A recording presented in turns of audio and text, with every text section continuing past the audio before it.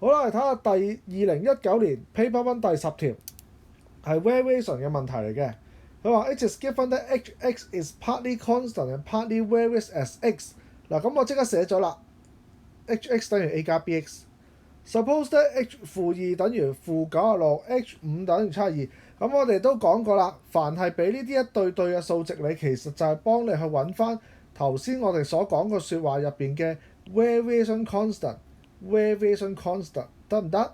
所以一開始佢叫你揾 hx，我哋就 suppose hx 係等於 a 加 bx，然後分別去寫翻啦，用呢兩個 h-2 等於-96。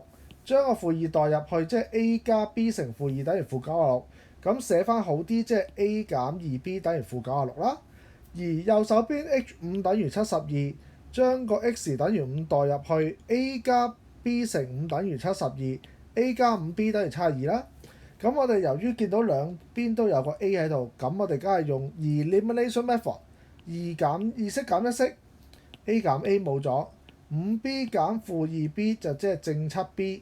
72減-96即係168，記住係72減-96即係72加96。咁呢度計到 b 係24啦，代翻落去5乘24揼過右手邊就計到 a 係-48，所以 hx 係等於-48加 24x。Solve the equation hx 等於 3x square， 咁係咪將呢個原條式就抄落嚟就等於 3x square 咯？因為呢個就係 hx 啊嘛。